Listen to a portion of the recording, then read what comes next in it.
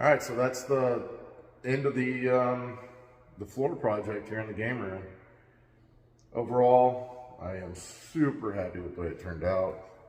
At times, it was a little stressful, just being a little unsure of you know, the different steps and how it's going to turn out. We made a list of things. I got it here. Kind of go over to kind of say some key points where we saw problem areas or things that should be noted. The first thing I would say is make sure you research each step. Like, come in there, go to their site, use their resources. They have the how-to videos, the how-to guides. You know, make sure you have a good understanding of the steps. And even then, you're not going to be totally 100% sure, but it'll work out. The big one was a citrus etch. I felt like I was really unprepared for that. So the main thing is, do not let it dry. We started in that back bedroom. We were keeping it to small, manageable areas, you know, 200, 400 square feet. I think for some reason, we sprayed it down, we let it sit for the 15 minutes, and I think we tried to just straight back it up without scrubbing it. And that left some small lines, which is, you can see, we didn't notice it. We should have redone that area whenever we redid this area that got contaminated, which we'll talk about later. It's not real noticeable, but you need to agitate it. You need to get a brush, or like we started using our circular waxer with scrub brushes on it. The main thing, it wanted to try and dry on us pretty quick. So what I started doing was, just because we had the hose in here, I'd put it on a little mist, like kind of like a spray mist setting, like shower almost, kind of light, and I'd just real light. I mean, you're kind of diluting it, but I'd real light go over it. After we sprayed it for a little bit, and that would be good to go. Like at first, I tried to go over the areas that were just drying with some more citrus etch. That didn't seem to work as well. If you have a really bad, this floor was not really, it probably didn't need the citrus etch. So I don't know if you would hurt yourself misting it with the water. I kind of don't think so, but anyway, let's move on to the next point. So, you know, you get it on there, you let sit, the citrus etch, let it sit for the 15 minutes. And after you thoroughly neutralize it, like, that's one thing, is probably not, don't be stingy with the neutralizer, it's cheap. You can use the baking soda and water, that's super cheap.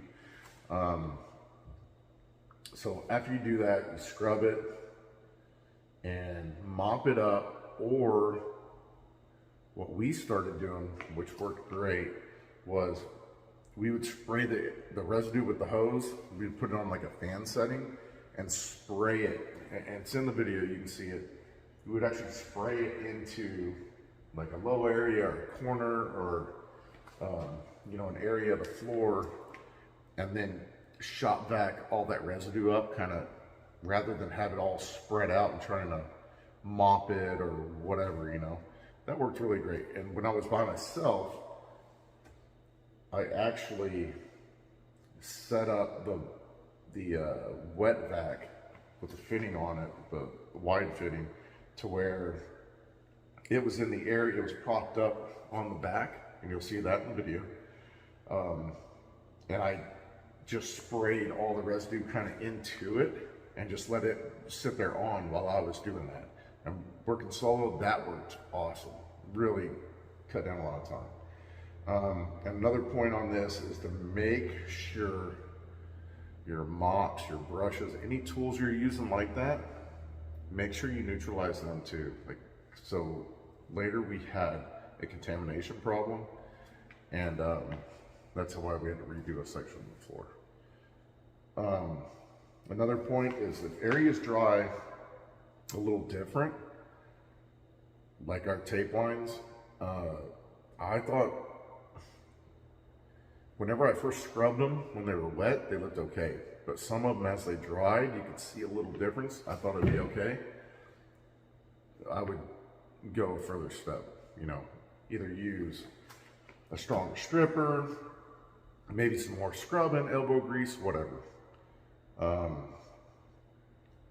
Point 4 would be utilizing a squeegee maybe.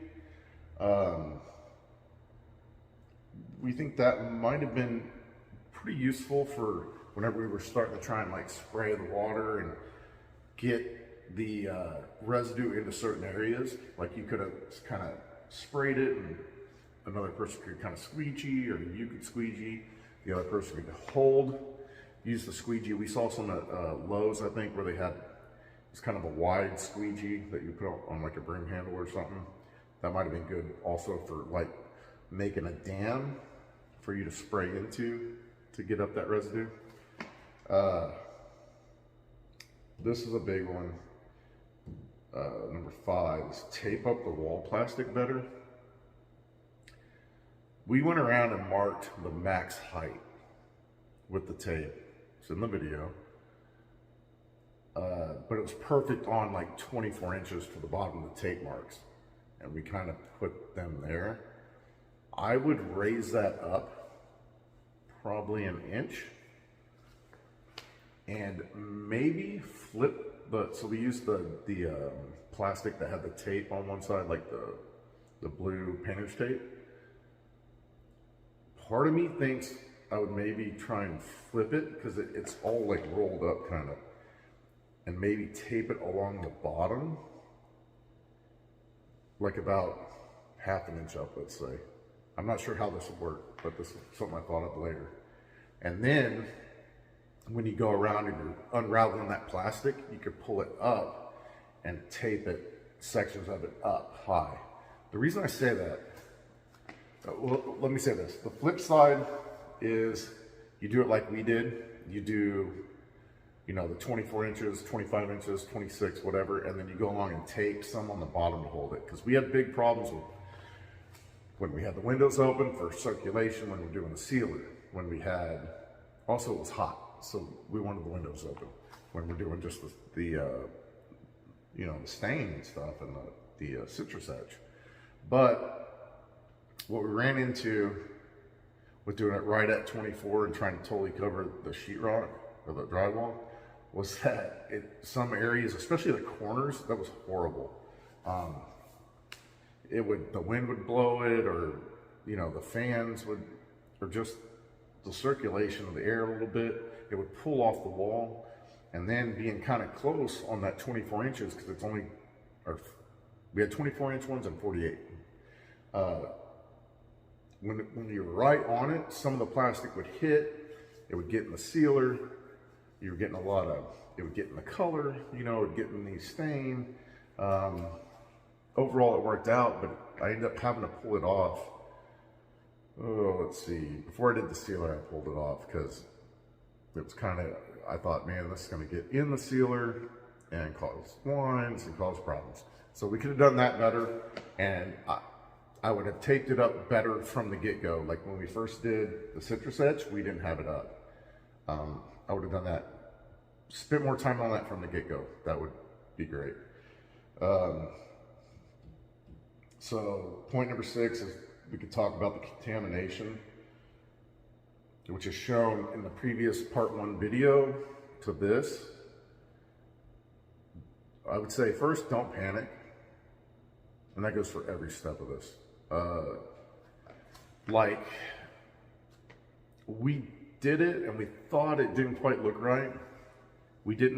Our problem was we didn't neutralize things well. And I think our mops, we had not neutralized them, and they had the citrus etch in it, active. Because what happened was, in some areas we were trying to get it, it'd been a long day, we tried to get it areas to dry so we could do the next step, and I went over it with a mop, like on some of the heavier water areas or whatever, and you could see the mop lines, like where the citrus sedge had contaminated when we were neutralizing. We were waiting for it to dry. So what we ended up having to do, and there again, don't stress, this whole area here in the video, you saw it. We ended up just thoroughly neutralizing it, waiting 15 minutes, scrubbing it. We neutralized all our tools, cleaned it up again, re-stained, and we went over the whole thing too, and hit any problem areas in the whole room. And it turned out great.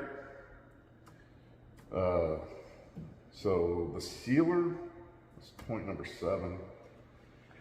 The only thing I had, and this is throughout this whole process, and I talk about it later in here, is with the sprayer. So I messed up.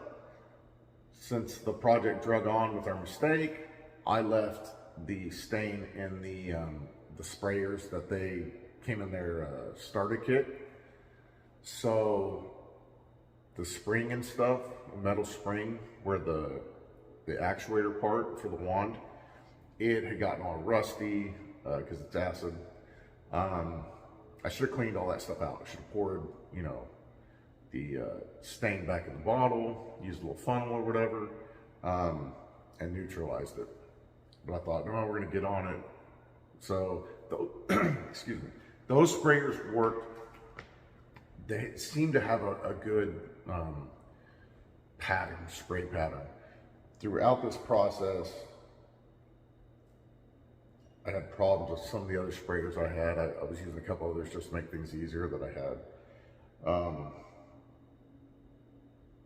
But, you know, I would just keep working with the nozzle. Like it kind of, occasionally I would be spraying whatever product, and especially with the sealer, and it would start to like squirt. And so I would just stop and usually adjust out, like open up the sprayer tip a little bit, and that usually solved it.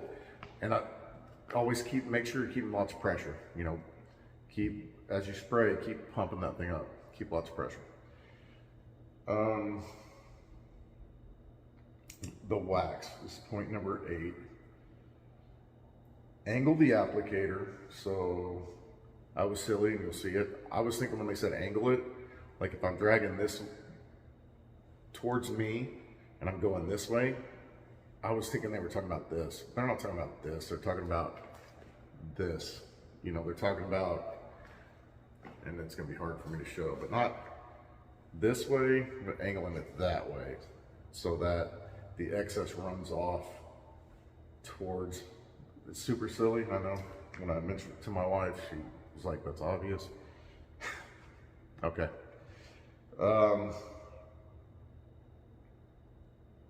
We were using sponge mops to do the wax, and they were cheap sponge mops. I don't know if that made a difference. We had a little bit of problems just with like the distribution of it. I just think that would come with time of like experiencing.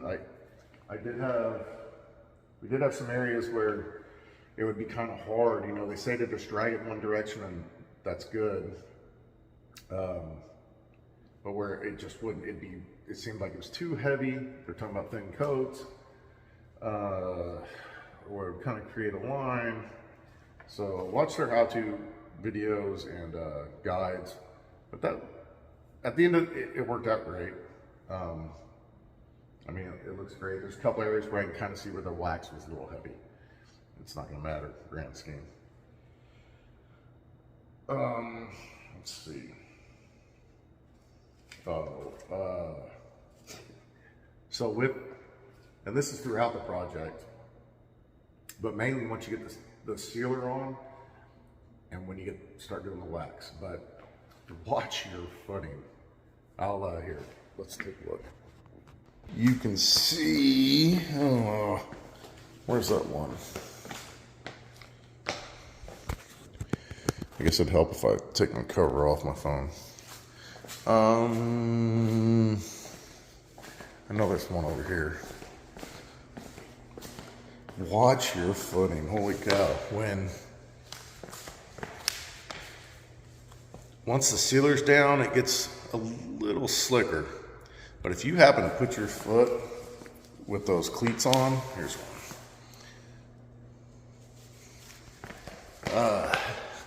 There we go. Holy cow, it's slick. Well, me and my wife almost ate it a couple times. Just keep your footing under you and try not to step in the wax. And so to summarize, have fun with it. Don't stress out too much. I mean, I could have been better prepared, like I talked about. But, I mean, it turned out great. Yeah, you can see a couple of problem areas, but that's the whole beauty of this process. If you're kind of down for, like, I mean, in general, like with our sealing, we're kind of going for imperfection, so to speak, you know, kind of a rustic or the whole reclaimed kind of thing. I mean, it looks great. Don't stress out about it. You can fix the areas if you make a mistake. And I forgot to mention this, when you do the citrus etch, if it doesn't look right, fix it then. We should have, when we thought, I'm not sure this doesn't quite look right, we should have neutralized it right then, neutralized it again, and, you know, re-cleaned it, and we would have been great. At the end of the day, though, it all worked out. And that's what it's all about. I mean, mistakes and all, the floor looks great. It's unique. Talk about this real quick. As far as the way we did, like our veins, so to speak, this ended up being a more hard line vein than I originally was thinking. I was thinking more of just kind of letting the colors blend together and having areas of it that would kind of, and you'll see some examples in there, like somebody had a patio where it was just real light, like this green blue kind of color was super light, not a hard line at all.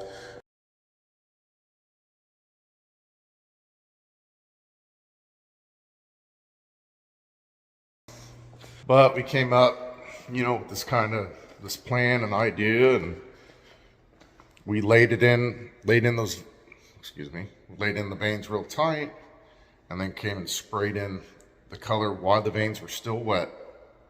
Kind of tight, but didn't let that darker color overlap into it too much, which originally I was thinking I would kind of let it. I was actually thinking I would go spread that green blue color out a little more and let the darker color come over it, which the darker color will overpower it.